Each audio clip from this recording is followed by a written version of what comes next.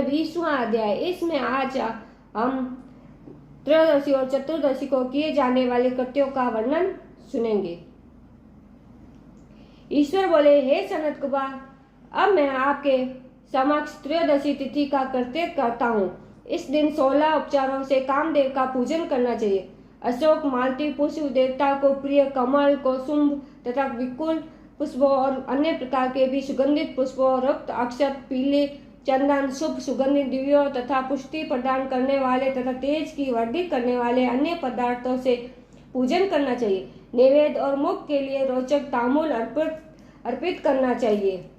तांबूल में चिकनी उत्तम सुपारी, खेर, चूना, जावित्री, जाफर, लवंग, इलायची, नारिकेल बीज के छोटे टुकड़े, सोने तथा चांदी के पात्र, कपूर और केसर, इन पदार्थों को मिलाना चाहिए।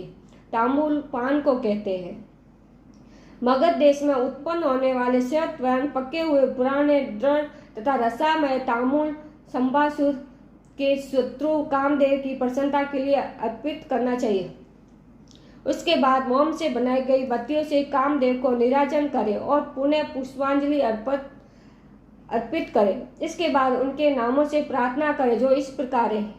समस्त उपनामों में सुंदर तथा भगवान का पुत्र मीन केतन, कंदर्प, अनंग, मंथ, मार, कामाद, संभूत, जकेतु, मनोभव, कस्तूरी, प्रद्युम्न, शोभित, जिनका वक्ष स्थल अलंगित के चिन्हों से अलंकृत है, हे पुष्प धवन, हे संबासुर के शत्रु, हे कुसुमेश, हे रतिपति, हे मकरध्वज, हे पंचेश, हे मदन, हे समर, हे सुंदर, देवताओं की सिद्धि के लिए आप शिव के द्वारा दग्ध हो गए। उसी कार्य से आप परोपकार की मर्यादा कहे जाते हैं।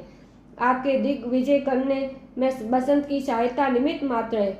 इंद्र दिन रात आपका मनोरंजन करने में लगे रहते हैं, क्योंकि आपने पद से च्युत होने की शंका में वह तपस्वियों से भयभीत रहते हैं। आपके अतिरिक्त दृढ़ मन वाला कौन है जो शिव जी से विरोध कर सकता है? परमानंद के समान आनंद देने वाले आपके अतिरिक्त दूसरा कौन है? तथा महामोह की सेनाओं में आपके समान तेजस्वी कौन है?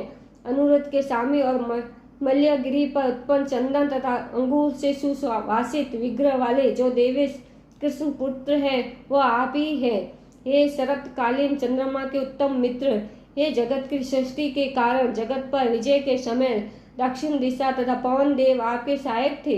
हे नाथ, आपका अस्त्र महान निष्फल न होने वाला, अत्यंत दूर तक जाने वाला, मर्म स्तर का छेदन करने वाला, करुणा शून्य तथा प्रतिकार रहित है। सुना गया है कि वह अत्यंत कोमल होते हुए भी मान शोभ करने वाला और अपने तुल्य पदार्थ को भी दर्शन मात्र से सुभीत करने वाला है। जगत पर विजय करने में सहायक होने से पर्वती ही आपका मुख्य अलंकार है। हे विपो, आपने सभी श्रेष्ठ देवताओं को उपवास के योग्य बना दिया, क्योंकि ब्रह्मा जी अपनी पुत्री में काम आसक्त हो गए थे। विष्णु वर्धा में अनुरक्त कहे गए और शिव जी पर स्त्री के कारण अस्पर्श हो गए। हे मानद, ये वर्णन मैंने मुख्य रूप से किया है, अधिक कहने से क्या लाभ। इस लोक में अपने वश में रहने वाले ब्राह्मण विरल है, अतः हे भगवान, इसकी गई पूजा से आप प्रसन्न हो।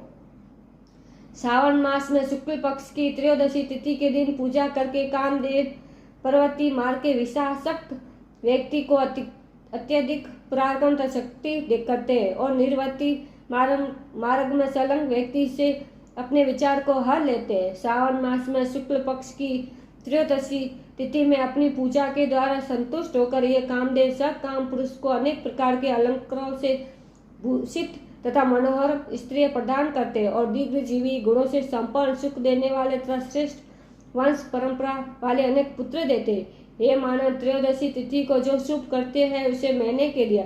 अब चतुर्दशी तिथि में जो करना चाहिए उसे सुनिए।